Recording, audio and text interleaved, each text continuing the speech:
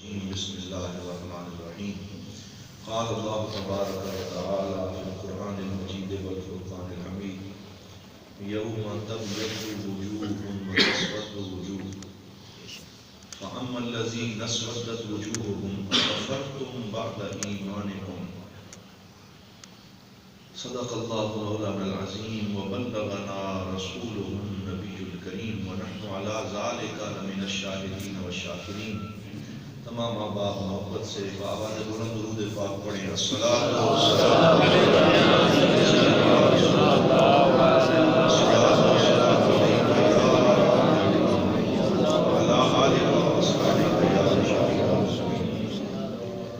کے ساتھ عزت و تکریم برادران اسلام، اللہ کے فضل و کرم سے آج ہم سب مسجد شریف میں حاضر ہیں اور اپنے سے بچھڑ جانے والے ہمارے گاؤں کے ایک بزرگ محمد امتیاز صاحب مرحوم ان کے ختم کل شریف میں حاضر ہیں۔ دعا ہے اللہ تعالیٰ ان کی بخشش و مغفرت فرمائے، درجات بلند فرمائے۔ حضور نبی رحمت صلی اللہ علیہ وآلہ وسلم کی احادیث پاک اور قرآن پاک کی چند تعلیمات میں عرض کرتا ہوں اور وہ ان کی روح کو ایصال ثواب کرتے ہیں۔ جو قرآن کی آیہ کریمہ پڑھنے کا شرف حاصل کیا ہے اس میں اللہ رب العزت نے ارشاد فرمایا یوم تبیض وجوہ وتسود وجوہ۔ اس آیت میں قرآن کریم نے یوم محشر کی منظر کشی فرمائی ہے کہ قیامت کا دن کیسا ہوگا اور اس میں لوگوں کے احوال کیا ہوں گے، ان پہ کیا گزر رہی ہوگی، اور قرآن پاک نے ہمیں جا بجا آخرت کی یاد دلوائی۔ اور عقیدہ آخرت یہ ہمارے عقائد میں ایک بنیادی عقیدہ ہے، اور یہی کافر اور مسلمان کے درمیان تفریق ہے کہ کافر جو ہے وہ صرف اس زندگی کے لیے جیتا ہے، آنے والی زندگی پہ یقین نہیں رکھتا، اور مسلمان کہتے ہی اسے ہیں کہ جو اس زندگی کو اس امید سے جیتا ہے کہ جو کچھ میں یہاں کر رہا ہوں اس کا اجر اور انعام اللہ تعالیٰ مجھے آخرت کے دن عطا فرمائے۔ یہ عقیدہ آخرت اگر نہ ہو تو انسان کا ایمان مکمل نہیں ہوتا، وہ مومن ہی نہیں ہو سکتا۔ تو یؤمنون بالآخرہ، یہ اللہ کے بندوں کی بڑی پہچان ہے کہ وہ آخرت پر ایمان لاتے ہیں۔ اور جب ہم ایمان مجمل اور مفصل پڑھتے ہیں تو اس میں بھی یہ کہتے ہیں آمنت باللہ وملائکتہ وکتبہ ورسلہ والیوم الآخر، کہ میں اللہ پر ایمان لایا، اللہ کے رسولوں پر ایمان لایا، اس کی کتابوں پر ایمان لایا اور یوم آخرت پر ایمان لایا۔ صرف ایمان لانا کافی نہیں ہے بلکہ اس دن کو یاد کرنا، اس کے لیے تیاری کرنا یہ ضروری ہے۔ اور اللہ رب العزت نے ارشاد فرمایا یوم تبیض وجوہ، جب وہ دن آئے گا تو اس دن کچھ چہرے بڑے سفید ہوں گے، بڑے خوش و روشن ہوں گے، ان کے اوپر روشنی ہوگی، وتسود وجوہ، اور کچھ چہروں پہ سیاہی ہوگی، کالک ہوگی، اور وہ چہرے اس دن افسردہ ہوں گے، پریشان ہوں گے، اور ان کے چہروں کے اوپر عذاب کی نشانیاں ہوں گی۔ اللہ تعالیٰ سب کو معافی عطا فرمائے۔ اور پھر آگے فرمایا وَأَمَّا الَّذِينَ اسْوَدَّتْ وُجُوهُهُمْ، وہ لوگ جن کے چہرے سیاہ ہوں گے انہیں کہا جائے گا أَكَفَرْتُمْ بَعْدَ إِيمَانِكُمْ، کہ کیا تم نے ایمان لانے کے بعد پھر کفر کیا، کلمہ پڑھنے کے بعد پھر اس سے پھر گئے، فَذُوقُوا الْعَذَابَ بِمَا كُنْتُمْ تَكْفُرُونَ، تو جو کفر تم کرتے تھے اس کی وجہ سے عذاب کا مزہ چکھو، یعنی ان کو یہ کہا جائے گا۔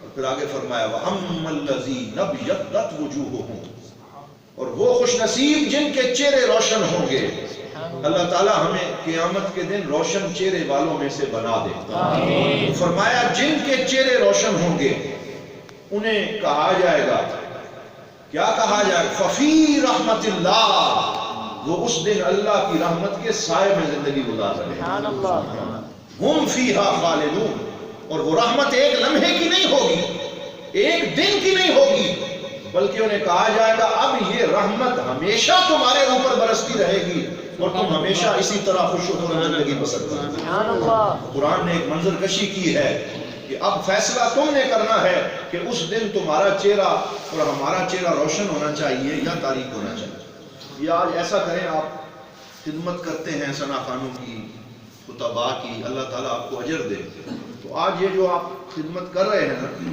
یہ میرے لیے نہیں ہے۔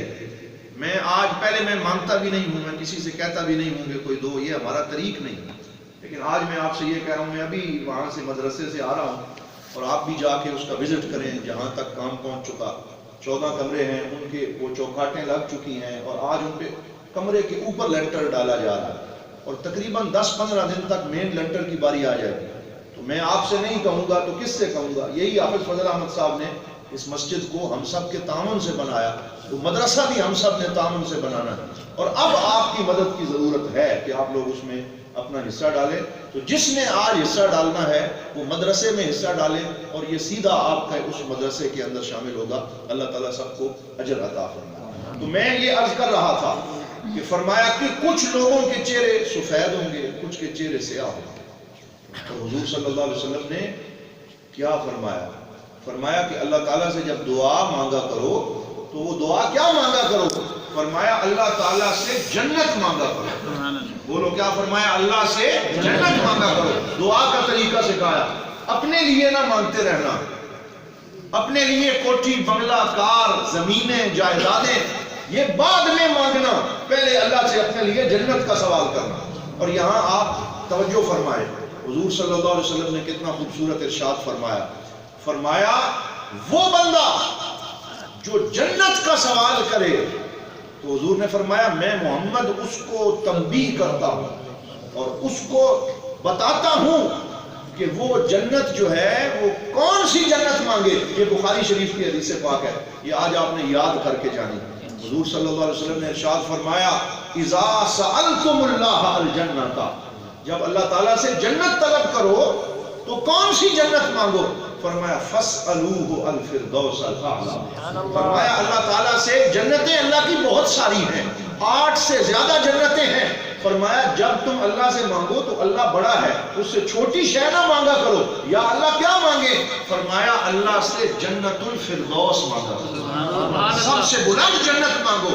بھائی اللہ بڑا ہے، دینے والا ہے، سخی ہے، بادشاہوں کا بادشاہ ہے، تو فرمایا اس سے جب مانگنا ہو تو چھوٹی جنت نہ مانگو۔ نعرہ تکبیر، نعرہ رسالت، نعرہ تحقیق، نعرہ حیدری، آستانہ علیہ جلال پور شریف۔ سرکار نے تربیت فرمائی کہ جب جنت مانگو تو سب سے بلند جنت کا سوال کرو۔ اور یہاں پہ علماء نے لکھا کہ حضور صلی اللہ علیہ وسلم اپنے غلاموں کی یوں تربیت کرتے تھے کہ تمہارا عزم بلند ہونا چاہیے، تمہاری نگاہ بلند ہونی چاہیے، اپنے لیے جب بھی کوئی پلاننگ کرو، کوئی منصوبہ بندی کرو، اپنے لیے کوئی خیال سوچو تو چھوٹی شے نہ سوچو، نیکی میں سب سے بلند شے سوچو۔ اور جتنی بلندی تم سوچو گے، اگر تمہارا عزم بلند ہوا اللہ تعالیٰ تمہیں وہ بلندی عطا فرمائے۔ جیسی بندے کی سوچ ہوتی ہے ایسا اللہ تعالیٰ اسے نوازتا ہے۔ یہاں ارشاد فرمایا اللہ سے جنت الفردوس کا سوال کرو۔ حضرت علامہ ابن جوزی رحمۃ اللہ تعالیٰ علیہ بہت بڑے بغداد کے عالم تھے، آپ نے اپنی کتاب لکھی تلبیس ابلیس، مشہور کتاب ہے، اس میں انہوں نے لکھا کہ شیطان انسان پہ کیسے کیسے حملے کرتا ہے، تو اس میں فرمایا کہ سرکار دو عالم سارے مل کے کہو صلی اللہ علیہ وسلم۔ حضور ہماری تربیت فرما رہے ہیں کہ اللہ سے سب سے بلند جنت کا سوال کرو، اور شیطان ہم سے کیا چاہتا ہے؟ وہ دشمن ہے، فرمایا وہ جہنم کے سب سے نچلے گڑھے میں گرانا چاہتا ہے، اسے اسفل السافلین کہا گیا، اسے کار جہنم کہا گیا کہ وہ جہنم کے سب سے نچلے گڑھے میں گرانا چاہتا ہے۔ اور سرکار تمہیں جنت کی بلندی پہ پہنچانا چاہتے ہیں، دونوں راستے تمہارے سامنے ہیں، اب تم نے کون سے راستے کا انتخاب کرنا۔ وہاں علامہ ابن جوزی نے لکھا، فرمایا شیطان لہوح ہے، یہ عربی زبان کا لفظ ہے، اور لہو کہتے ہیں کہ ڈھیٹ ہے، پنجابی میں کہہ رہے ہیں کہ وہ بندے کی جان نہیں چھوڑتا، وہ ہر موقع پہ اس کے پیچھے پڑا رہتا ہے۔ اور علماء نے مثال دی ہے کہ یہ زندگی کی نیکی کی ریس اس طرح کی ہے، یہ دوڑ اس طرح کی ہے جیسے گھوڑے ہوتے ہیں، اور یہ یورپ میں ہم دیکھتے ہیں کہ ان کی ایک خاص قسم کی ریس ہوتی ہے، جس میں ان کے سامنے رکاوٹیں کھڑی کی جاتی ہیں. تو آپ نے ٹی وی پہ دیکھا ہوگا گھوڑوں کے سامنے رکاوٹیں ہوتی ہیں اور ان رکاوٹوں کو عبور کرتے ہوئے انہوں نے آگے پہنچنا ہوتا ہے. تو جو سب سے پہلے رکاوٹیں عبور کر جائے اسے پہلا انعام دیا جاتا ہے, بڑے پیسے ملتے ہیں. تو علماء فرماتے ہیں کہ اللہ تعالیٰ نے جنت کی طرف جو راستہ ہمارے لیے کھولا ہے نا, اس میں شیطان نے بہت ساری رکاوٹیں کھڑی کی ہوئی. اور یہ مسابقہ اور یہ ریس ایسی ہے کہ ان رکاوٹوں کو عبور کرنا, اور شیطان یہ چاہتا ہے کہ ہر رکاوٹ پہ روک لے, انسان کو گرا لے, اس کو پھر سے واپس بھیج دے, اس کو نیکی کے راستے پہ چلنے نہ دے. تو میں آج آپ کے سامنے بالکل 5-7 منٹ میں خلاصہ بیان کر رہا ہوں. علامہ ابن جوزی نے عربی زبان میں پوری کتاب لکھی ہے اور اس کا خلاصہ بالکل آسان کر کے بیان کر رہا ہوں. وہ فرماتے ہیں کہ 7 رکاوٹیں ہیں, 7 جو شیطان نے انسان کے راستے میں کھڑی کی ہیں, اور اللہ تعالیٰ نے انسان کو فرمایا تو نے ہمت کرنی ہے اور ہمت کر کے ان رکاوٹوں کو عبور کرنا ہے. جیسے جیسے تو آگے بڑھتا جائے گا اللہ اور اس کے رسول کی مدد تیری شامل حال ہوتی چلی جائے گی. فرماتے ہیں سب سے پہلی رکاوٹ جو انسان مومن کے راستے میں کھڑی کرتا ہے وہ کفر کی رکاوٹ ہے. یعنی شیطان تو بالکل پہلے نقطے سے ہی پکڑنے کی کوشش کرتا ہے کہ یہ بندہ نعوذ باللہ اللہ کا انکار کر دے, یہ اللہ کو ماننے سے ہی پیچھے ہٹ جائے, وہ کافر بنانا چاہتا ہے. پہلی رکاوٹ یہ ہے, وہ کہتا ہے چھوڑو, اور بہت سارے لوگ اس کے بہکاوے میں آتے ہیں. آج پاکستان کی بڑی بڑی یونیورسٹیوں میں اور انگلینڈ میں اور یورپ اور امریکہ میں ایسے بہت سارے لوگ ہیں جو اللہ کے وجود کا انکار کر کے بیٹھے ہوئے اور اپنے آپ کو عالم سمجھتے ہیں, سائنسدان سمجھتے ہیں. وہ اسی پہلی رکاوٹ پہ مارے گئے, وہ اسی پہلی رکاوٹ میں گمراہ ہو گئے.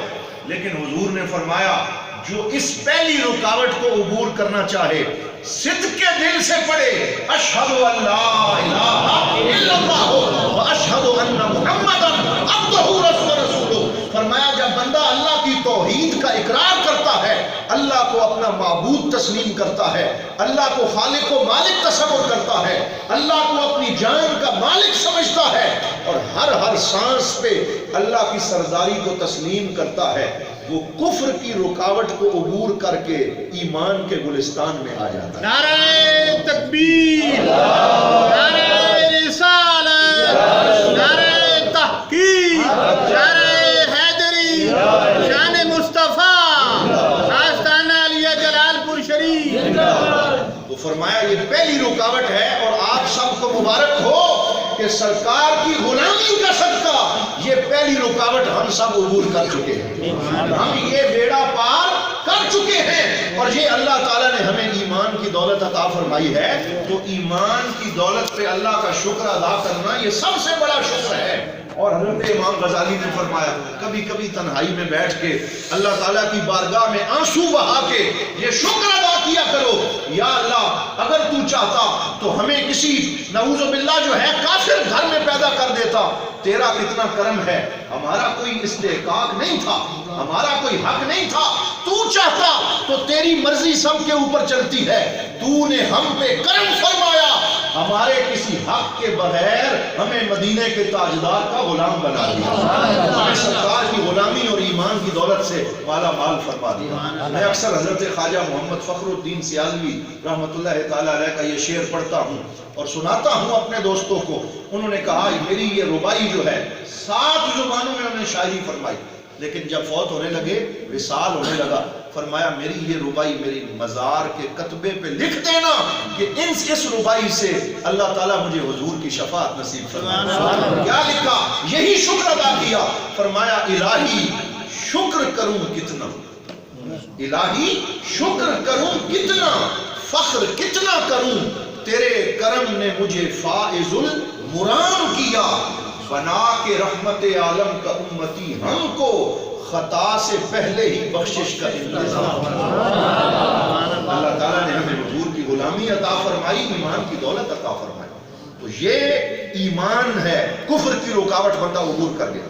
سرکار نے فرمایا شیطان بندے کی جان نہیں چھوڑتا. پھر وہ کہتا ہے اچھا کفر سے تو بچ گئے, اشرک باللہ, اور اشرک باللہ کا مطلب یہ اللہ کے ساتھ اب کسی کو شریک بناؤ, اللہ کو بھی معبود مانو، کسی کو ساتھ شریک بناؤ. اور یہاں علامہ ابن جوزی نے لکھا، یہ بات یاد رکھنا کہ شرک صرف یہ نہیں ہوتا کہ نعوذ باللہ بندہ کسی بت کو خدا بنا لے اور اسے پوجنا شروع کر دے. یہ شرک اکبر ہے، یہ بھی شرک ہے. لیکن فرمایا ایک اور شرک بھی ہوتا ہے، اور وہ یہ ہے کہ شیطان بندے کے سامنے دنیا کی کسی چیز کو حسین و جمیل بنا کے اس کی نگاہوں کے سامنے کھڑی کر دیتا ہے. کوئی دولت کو پوجنے لگتا ہے، کوئی اپنے تعلقات اور سیاست کو پوجنے لگتا ہے. تو یہ بھی بت ہیں. علامہ نے کہا تھا اگرچہ بت ہیں، جماعت کی آستینوں میں مجھے ہے حکم اذان لا الہ الا اللہ. فرمایا شرک سے بچنا. اور شرک یہ ہے کہ انسان کو دولت سے اتنا پیار ہو جائے، دولت سے اتنی محبت ہو جائے کہ اسے اللہ کی ذات نظر نہ آئے، اسے رسول کا راستہ نظر نہ آئے، اور وہ ہر جائز ناجائز طریقے سے دولت کے پیچھے لگ جائے. یہ بھی شرک ہے. اللہ کہے گا تو نے دولت کو مجھ سے زیادہ عزیز سمجھا، دولت کو تو نے سینے سے لگایا. تو اس رکاوٹ کو کیسے عبور کرنا ہے؟ کہا اپنے دل کو یہ سبق پڑھانا ہے کہ اے میرے رب تو گواہ رہنا، میری نظر میں دولت پیاری نہیں ہے، میری نظر میں منصب پیارا نہیں ہے، میری نظر میں حکومت پیاری نہیں ہے، میری نظر میں زمین پیاری نہیں ہے. یا اللہ میں ان ساری چیزوں سے بڑھ کے تجھ سے پیار کرتا ہوں، تیرے حبیب سے پیار کرتا ہوں. تو یہ دوسری رکاوٹ عبور ہوتی ہے، لیکن اس میں اپنے اوپر پیرا دینا پڑتا ہے، اپنی خواہشات پہ نظر رکھنی پڑتی ہے، تو انسان یہ رکاوٹ عبور کر جاتا ہے. پھر بھی شیطان پیچھا نہیں چھوڑتا، اور پھر وہ تیسری رکاوٹ کھڑی کرتا ہے. اور وہ کون سی ہے؟ فرمایا بندہ کفر سے بچ گیا، کہے الحمدللہ. بندہ اس شرک سے بچ گیا جسے شرک فی العبادت کہتے ہیں، یا شرک فی دنیا کہتے ہیں کہ دنیا کی محبت میں مبتلا ہوا. اگر اس سے بچ گیا اللہ کا شکر ادا کرے. لیکن پھر تیسری رکاوٹ کے لیے تیار ہو جائے، اور وہ کون سی ہے؟ کہ شیطان بندے کو گناہ کبیرہ میں الجھا دیتا ہے. وہ بندہ مومن بھی ہوتا ہے، شرک سے بھی پاک ہوتا ہے، لیکن گناہ کبیرہ کا بیریئر جو سامنے کھڑا ہے اس کے ساتھ اس کی ٹکر لگتی ہے، وہیں پہ گر جاتا ہے. وہ گناہ کبیرہ کیا ہے؟ کہ بندہ ہو تو مومن لیکن ماں باپ کا نافرمان بن جائے. یہ گناہ کبیرہ ہے. اسے سرکار نے کیا فرمایا؟ گناہ، یہ بڑا گناہ ہے، گناہ کبیرہ ہے جو انسان کی جان نہیں چھوڑتا. بندہ ماں باپ کا نافرمان ہو جائے، ماں باپ کی بات نہ مانے، انہیں جھڑکنا شروع کر دے، یا بندہ جو ہے وہ اس سے قتل ہو جائے نعوذ باللہ، یا وہ شراب پینا شروع کر دے. یہ بھی گناہ کبیرہ ہے. علماء نے فرمایا کوئی 1-2 نمازیں 3-4 سال چھوڑ دے نعوذ باللہ، یعنی 3 سال گزر گئے فجر نہیں پڑھی، 2 سال گزر گئے عشاء نصیب نہیں ہوئی، تو فرمایا ان نمازوں کو مسلسل چھوڑ دینا یہ کیا ہے؟ گناہ کبیرہ ہے. اور بندہ کبھی اس بیریئر پہ آ کے